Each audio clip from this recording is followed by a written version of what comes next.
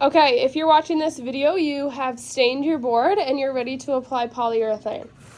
Polyurethane is a clear coat, which the purpose of polyurethane is to seal your wood to protect it from moisture. Okay, polyurethane is going to be done in the back room behind the basketball hoop connected to the shop. You're going to be at this table here or that counter there. Okay, you want to start with your board backwards, so you want the face of it down on those two boards that are on the table.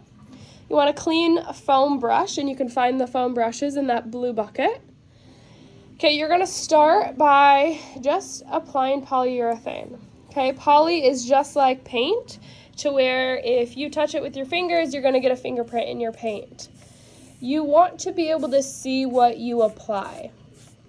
So, if it doesn't look like you're putting anything onto your board, you're putting it on too thin. However, if you put it on too thick and it looks like that white color, it's going to dry that white color. So if you put it on thin enough, it will dry clear. So that's our goal. So you're going to start with the back of your board. Once again, end grain absorbs a little bit more, so we're going to make sure we dab that end grain. We're going to get everywhere on your board. So you're just going to work your way across the back of your board. Nothing can be done with your board until 24 hours after this dries. So the day you poly, you can't do anything else with your board until the following work day. Get the edges. So you're going to finish everywhere on the back. So for the video's sake, I'm just going to do this portion here, and then I'm going to move forward. Okay, after you get everywhere on the back covered, then you're going to work inside your shape. You're going to kind of have to dab it, but you also want to make sure you wipe up your excess, because you don't want any drips or runs inside your heart or your flower. If you are doing the USA sign and you have the stars, or the snow sign and you have the snowflake, you will not poly inside your shape. So I'll wipe up that excess, finish over here.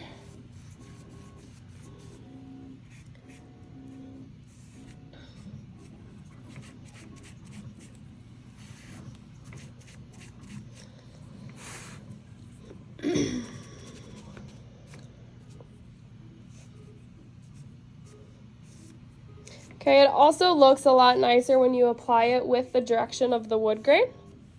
Okay, after you do the back side, you are going to grab your board by the edges. So your right hand would be here, your left hand would be here. And obviously I can't do that because I'm holding my camera. And you're gonna flip it once and set your back slats on those boards. And once your board is here, you are not flipping it again. Okay, so I'm gonna find those drips and runs that I had come through. And then I'm gonna go ahead and I'm gonna apply a nice even coat of poly to the top. And I'm also gonna make sure I get the edges. Once you have it fully covered, I want you to finish the top of your board with nice even brush strokes running with the wood grain. Okay, that's going to give your board a nice finished look.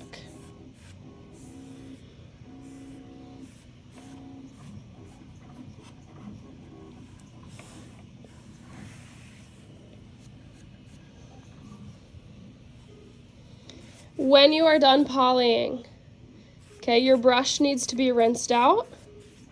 It needs to be squeezed to where it's almost dry, and then it needs to be returned to the blue bucket. So you may use the sinks in the wood shop. You may use the sinks in the classroom. Either are fine.